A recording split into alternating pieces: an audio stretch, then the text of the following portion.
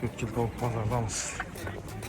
Məhnaola bilən koldan gecə danışıq ötəmiz. Kanalımızda yeni olsanız, abunə olub qoysanız da boladı. Like-dan basıb verəmiz. Minduklar. Salam aleyküm. Minduklar açacağız onlara ki? 450. 450 tane. Bu açacağız onlara ki? Hindişka 150 son. Hindişka 150 son. Orazam 150. Tavuk 100. Tavuk 100 en. Saudası basın. Siz son mekan mı? Salam aleyküm. 500 bin son en. 500 bin son kətdən əli. Kuşu da tutuq ulan. Like basamız, abunə olub qoyamız. Bazar yine. Davam etəmiz.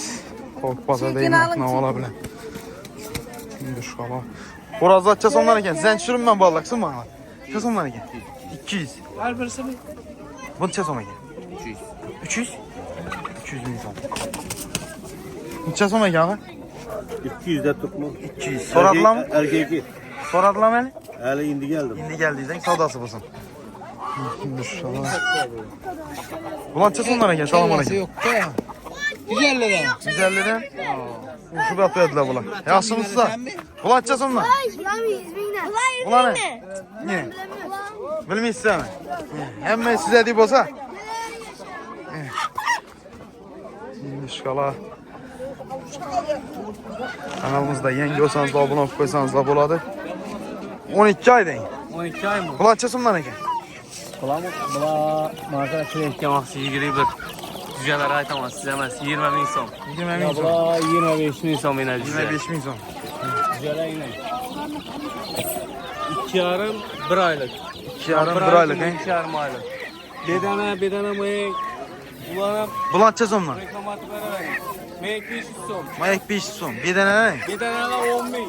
10 bin son. Doğup durğanı indi doğuya durğanı emmesinden var. Yine bula 40 günlük geldi. Doktorganlar açacağız onunla. Başladı. 10 bin son emmesi. 10 bin son he. Telefon nömrə aytın. Salam.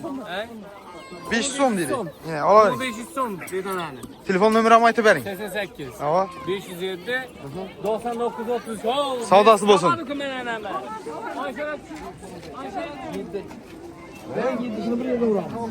Neçədən soradınız ağa? 85. 85'ten. Ağa. Salam aleyküm. Yaxşımızsa? Orazlar yine. Acayip.